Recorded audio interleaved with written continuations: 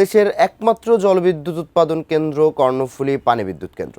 কেন্দ্রটিতে কাপ্তাই হ্রদের পানি ব্যবহারের পাশাপাশি সোলার প্যানেল দিয়ে উৎপাদন করা হচ্ছে বিদ্যুৎ।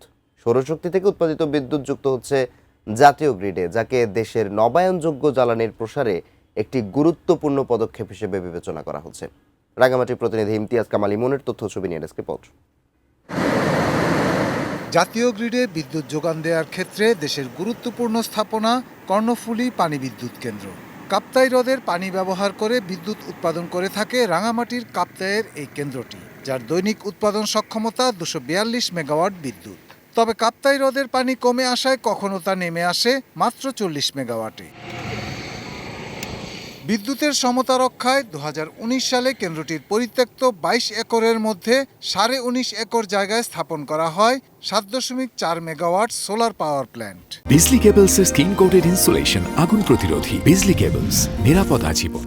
যা থেকে প্রতিদিন গড়ে 6.6 মেগাওয়াট বিদ্যুৎ উৎপাদন হচ্ছে। এখন পর্যন্ত 6 কোটি ইউনিট বিদ্যুৎ জাতীয় গ্রিডে যুক্ত হয়েছে এই সৌর প্যানেল থেকে, যার বাণিজ্যিক মূল্য অন্তত 60 কোটি টাকা। গরমের দিনে অ্যাকচুয়ালি বিদ্যুৎ তৈরি বেশি হয়, 6.5 মতো 6 এরকম বিদ্যুৎ তৈরি হয়। শীতকালে একটু কম হয়। অন্যান্য বিদ্যুৎ কেন্দ্রের যে অবহেলিত যে জায়গাগুলো আছে সেগুলিতে সোলারের বিদ্যুৎ কেন্দ্র, অনগ্রিড বিদ্যুৎ কেন্দ্র স্থাপনের কাজ এটা বর্তমানে চলমান আছে। কেন্দ্রের অবশিষ্ট পরিত্যক্ত জমি থেকে আরো 1 মেগাওয়াট সৌর বিদ্যুৎ উৎপাদনের পরিকল্পনা কর্তৃপক্ষের।